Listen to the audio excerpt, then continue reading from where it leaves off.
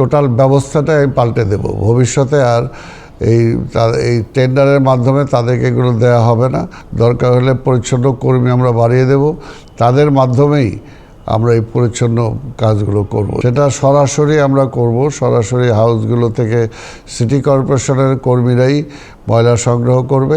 ইতিমধ্যে তাদেরকে কয়েকবার আমি বার্তা দিয়েছি এবং তাদের সাথে আমি বৈঠক করেছি, তাদেরকে নির্দেশ দিয়েছি যে যেহেতু আপনারা টেন্ডার নিয়েছেন, টেন্ডারের যে সমস্ত শর্ত আছে সেই শর্তগুলো মেনেই আপনাদের চলা উচিত। এবং সেখানে বলা আছে যে 100 টাকার বেশি আপনারা কেউ নিতে পারবেন না। কিন্তু আমাদের কাছে বহু অভিযোগ আসছে। RICL TMX, যুগের পর যুগ স্থাপনা থাকে মজবুত। আবার এটাও অভিযোগ আছে যে কিছু কিছু জায়গায় প্রতিদিন ময়লা তারা নেয় না।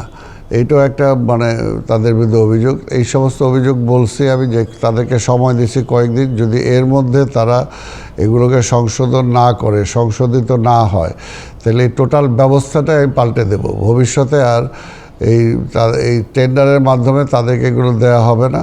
ভবিষ্যতে যেগুলো করতে হয় তাহলে আমরা সিটি কর্পোরেশনের পুরনো পদ্ধতিতে ফিরে যাব।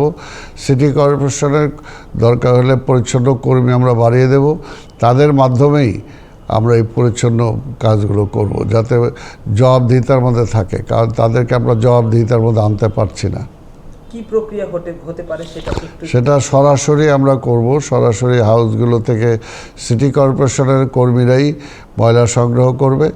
ময়লা সংগ্রহ করে যেখানে করা দরকার, একত্রিত করা দরকার সেখানে করবে, তারপরে সেখান থেকে ডাম্পিংয়ে চলে যাবে।